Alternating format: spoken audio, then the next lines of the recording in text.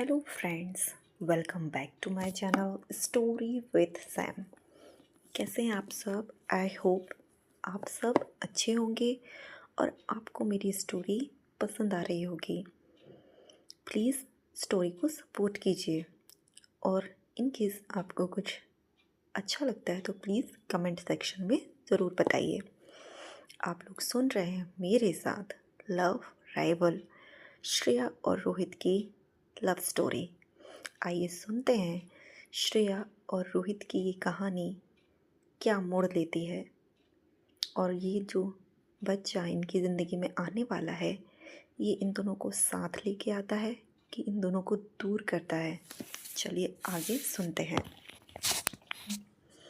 रोहित और रोहित के दादाजी के बीच में जो भी बातचीत हो रही थी उसमें रोहित दादाजी को बहुत कन्विंस करने के लिए ट्राई कर रहा था कि उसे इस लड़की से शादी नहीं करना है। पर रोहित के दादाजी ने कहा, यदि श्रेया तुम्हारे बच्चे की माँ बनने वाली है तो इसका मतलब ये है कि उसे रंधावा सरनेम तो लेना ही होगा, क्योंकि तुम्हें तो उसकी रिस्पॉन्सिबिलिटी उठानी ही है। पर दादाजी देखते हैं कि रोहित जिम्मेदारियों को उठाने में बहुत आगे पीछे हो रहा है। इस पर रोहित कहता है, ग्रैंडपा, मैं जिम्मेदारियों से भाग नहीं रहा हूँ, बट मुझे डाउट है। मुझे इस लड़की का करेक्टर ठीक नहीं लग रहा है। आप तो जानते हैं ये स्काई सिटी क्लब में जॉब करती थी, वहाँ ये कितने सारे आदमियों के साथ। रोहित बस इतना बोल ही पाता है कि उसके दादाजी उसको रोकते हुए कहते हैं, रोहित अपने शब्दों पर ज़्यादा ध्यान दो। ऐसे कैसे तुम श्रेया के बारे में कह सकते हो? क्या तुमने कभी उसे किसी और के साथ अपनी आंखों से देखा है क्या? यदि वो स्काई सिटी क्लब में जॉब करती है तो इसका मतलब ये है क्या उसका कैरेक्टर ख़राब है? रोहित ये कहना चाहता था कि यदि वो इस लड़की से शादी करेगा तो सारे लोग उस पर हंसेंगे। The Rohit Randhawa the business tycoon एक स्काई सिटी बार में काम करने वाली लड़की से शादी करेगा। यदि ऐसा हो गया तो उसके स्टैंडर्ड का क्या होगा? पता नहीं लोग उसके बारे में क्या सोचेंगे। लोग तो उसे पागल ही समझेंगे। यही सब बातें उसके दिमाग में चल रही थी। तब रोहित के दादाजी की बातों से रोहित की तंद्रा टूटी। दादाजी ने कहा, मुझे पता है कि वो कहाँ जॉब करती थी और मुझे इससे कोई प्रॉब्लम नहीं है, और मैं इतना जानता हूँ कि उसका कैरेक्टर बहुत अच्छा है। दादाजी ने घूरते हुए नज़रों से रोहित को देखा। कैसा लड़का है ये, इतना ज़्यादा चूज़ी कैसे हो गया है? मुझे तो पता है इसके बस का तो शादी करना है ही नहीं। यदि मैंने इसकी शादी नहीं करवाई तो मुझे नहीं लगता ये रंधावा फैमिली के वारिस को जन्म देगा। रोहित ने कहा, ग्रैंडपा, उसका कोई कैरेक्टर नहीं है। रोहित को लग रहा था कि कैसे ग्रैंडफादर है मेरे साइड होने की जगह उस लड़की के साइड है। आई थिंक इनका दिमाग ख़राब हो गया है और दादाजी को उसके इस बैकग्राउंड से कोई प्रॉब्लम भी नहीं है। बट ऐसा कैसे हो गया? मैं तो इसी रूढ़िवादी फैमिली से आता हूँ और अचानक से मेरे दादाजी इतने ओपन माइंडेड कैसे हो गए? मेरे साथ तो बहुत स्ट्रिक्ट रहते थे और बचपन से लेके आज तक मुझ पर कितनी पाबंदियाँ लगाई हैं। ये मत करो, वो मत करो, इसके साथ रिलेशन नहीं होना चाहिए, कोई स्कैंडल नहीं आना चाहिए, इतनी सारी रोक टोक। और जब इस लड़की की बात आई और इनके पर पोते की बात आई तो अचानक से ये खुले विचार वाले हो गए। दादाजी, आपने मेरे साथ ठीक नहीं किया, आप बहुत ही अनफेयर हैं। रोहित बोला, दादाजी आप मुझे अच्छे से बताइए, क्या मैं रियली रंधावा फैमिली का ही लड़का हूँ? आपने मुझे अडॉप्ट तो नहीं किया है ना? और रोहित की ये सब बातें सुनकर उसके दादाजी बोले, चुप रहो तुम, सब कुछ सेटल हो गया है। वो एक बहुत अच्छी लड़की है, मैंने तुम्हारी शादी फिक्स कर दी है, समझे तुम? पर दादाजी, फाइनल, अब मुझे इसके बाद कोई भी शब्द नहीं सुनना है, स्पेशली श्रेया के बारे में। तुम्हें उसे अच्छे से ट्रीट करना है, उसका ध्यान रखना है। रोहित के दादाजी ने वार्न करते हुए रोहित को कहा, और वो सोफे से खड़े हो गए और अपनी स्टिक लेकर वॉक करने लगे। रोहित के दादाजी रंधावा ग्रुप के चेयरमैन थे और उन्होंने ही रंधावा ग्रुप की शुरुआत की थी। वो पूरी फैमिली के हेड थे और बहुत पावरफुल थे। उनकी बात तो कोई भी रंधावा फैमिली में टाल नहीं सकता था। लेकिन उनको हार्ट की बीमारी थी, इसलिए उनको ज़्यादा परेशान नहीं किया जा सकता था। रोहित ये बात जानता था और वो हमेशा अपने दादाजी की बात सुनता था और कभी भी उनकी इच्छा के विरुद्ध नहीं जाता था।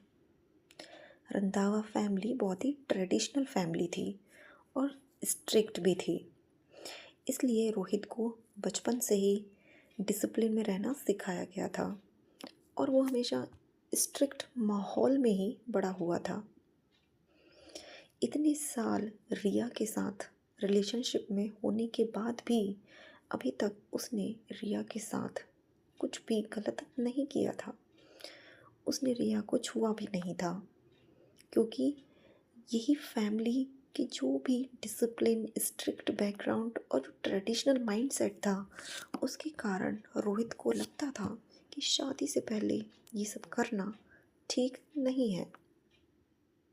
बट उसे नहीं पता था कि वो ये सब शादी से पहले करेगा भी तो किसके साथ, एक अनजान लड़की के साथ। अब जैसे ही श्रेया ने कदमों की आवाज़ सुनी तो वो थोड़ा सा घबरा गई, पर अब सोने का नाटक करने के लिए बहुत देर हो चुकी थी। वो सडनली बोली, चेयरमैन सर, आप यहाँ? रोहित के दादाजी बोले, तो तुमने हमारी बातें सुन ली हैं? श्रेया को जागता हुआ देखकर रोहित के दादाजी ने श्रेया से पूछा। पहले श्रेया थोड़ी ऑकवर्ड हुई, फिर बोली, हाँ थोड़ा बहुत, बट वो अपने आंसुओं को रोक नहीं पाई। तब रोहित के दादाजी ने बड़े प्यार से श्रेया को देखा और कहा, please don't call me chairman, तुम मुझे दादाजी बुलाओ, जैसे रोहित बुलाता है। वो कभी मुझे दादाजी, कभी ग्रैंडपा ऐसे कहकर बुलाता है, तो तुम भी मुझे बुलाओ, और मैं भी तुम्हें मिस शर्मा नहीं, श्रेया ही बुलाऊंगा। श्रेया को इतनी प्यार की आदत ही नहीं थी, किसी ने इतनी स्वीटली उससे कभी बात ही नहीं की थी। दादाजी का इस प्रकार का नेचर देखकर वो एकदम भावुक हो गई। उसे नहीं पता था रंधावा ग्रुप के चेयरमैन इतने सॉफ्ट हार्ट के हैं और इतने काइंड हैं। उसने मुस्कुराते हुए दादाजी को देखा। उसे तो लगा ही नहीं था कि ये जो बूढ़ा आदमी है वो इतना फ्रेंडली हो सकता है। दादाजी ने श्रेया से कहा, तुम हमारे रंधावास का 4th जनरेशन को जन्म देने वाली हो। ये रंधावा ग्रुप के लिए, रंधावा फैमिली के लिए एक बहुत बड़ी बात है। इसमें तुम्हारा बहुत बड़ा कंट्रीब्यूशन है। जब तुम बहुत अच्छा फील करने लगोगी और डिस्चार्ज हो जाओगी, तो मैं रोहित को कहता हूँ कि वो तुम्हारी फैमिली से मिले। हम उनको खाने पे बुलाते हैं। इसके बाद हम शादी की डेट फिक्स कर लेते हैं। शादी? इतनी जल्दी? श्रेया एकदम से बोली। श्रेया तो अभी यही एक्सेप्ट नहीं कर पाई थी कि वो सडनली प्रेग्नेंट हो गई है। ये तो बिल्कुल अनएक्सपेक्टेड था उसके लिए, और ऊपर से शादी। ये तो बिल्कुल शॉकिंग है। ऐसे कैसे हो सकता है, और इतनी जल्दी भी क्या है? श्रेया दादाजी से बोली, तुम ऑलरेडी प्रेग्नेंट हो और हमें ज़्यादा दिन डिले नहीं करना चाहिए। कुछ टाइम बाद तुम्हारा पेट भी दिखने लगेगा, और मैं नहीं चाहता कि रंधावा फैमिली के वारिस को कोई गलत नज़रों से देखे। इसलिए मैं चाहता हूँ कि मेरा परपोता एक अच्छे इन्वायरमेंट में जन्म ले, उसे माँ और बाप दोनों का प्यार मिले, और उसे रंधावास का नाम मिले। इसके लिए तुम्हें रोहित से तो शादी करनी ही होगी ना। और मैं भी अब बूढ़ा हो चुका हूँ। मैं भी अपने पर पोते को खिलाना चाहता हूँ, और उसका कब से वेट कर रहा हूँ। रोहित के दादाजी जानते थे कि इस समय रिया कंट्री में नहीं है, वो फॉरेन गई हुई है, और वो इसी बात का एडवांटेज उठाना चाहते थे, और जल्दी से जल्दी रोहित और श्रेया की शादी करना चाहते थे। वो चाहते थे कि रिया के आने से पहले ही रोहित और श्रेया शादी कर ले, जिससे वो लड़की उनकी फैमिली का हिस्सा कभी ना बन पाए, क्योंकि वो रिया को बिल्कुल भी पसंद नहीं करते थे। वो सोचते थे कि पता नहीं उनके पोते को क्या हो गया है, ऐसा क्या देखा है उसने रिया में जो ऐसा लट्टू हुआ फिरता है।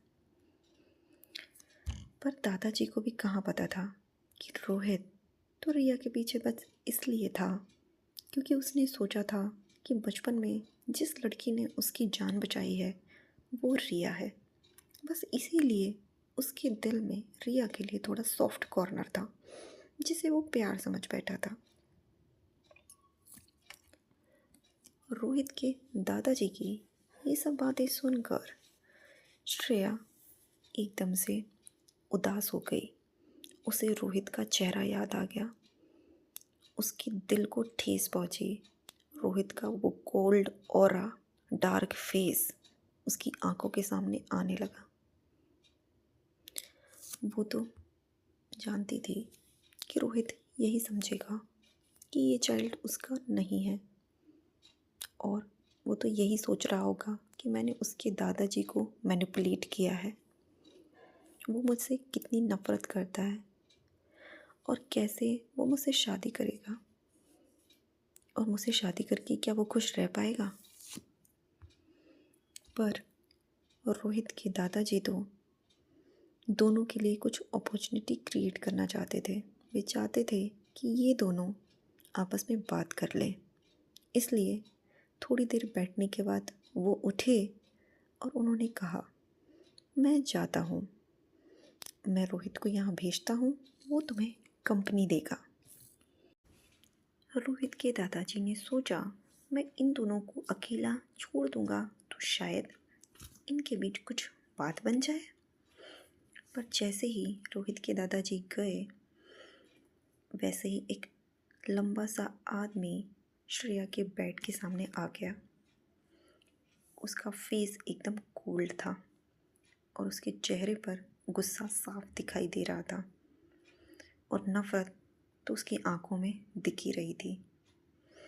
यदि मर्डर करना इलीगल नहीं होता तो अब तक तो उस आदमी ने श्रेया को बिल्कुल पीस पीस में काट दिया होता। रोहित श्रेया को एकदम खा जाने वाली नज़रों से देख रहा था। पर जैसे ही रोहित ने डोर क्लोज होने की आवाज़ सुनी, उसने श्रेया से गुस्से में कहा, आर यू सेटिस्फाइड नाउ? तुम जो चाहती थी वो तो तुम्हें मिल ही गया ना फाइनली। तुम एक अमीर परिवार में शादी करना चाहती थी, इसके लिए तुमने अपने बच्चे को हथियार बना लिया। वाओ, मैंने कभी एक्सपेक्ट भी नहीं किया था कि तुम ऐसे निकलोगी। रोहित की ये बातें सुनकर श्रेया को दिल में चुभन सी महसूस हुई। सो फ्रेंड्स, आपको ये स्टोरी कैसी लग रही है?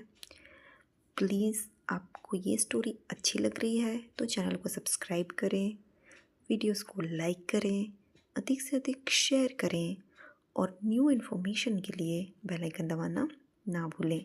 और हाँ, अपने महत्वपूर्ण सुझाव कमेंट सेक्शन में ज़रूर दीजिए।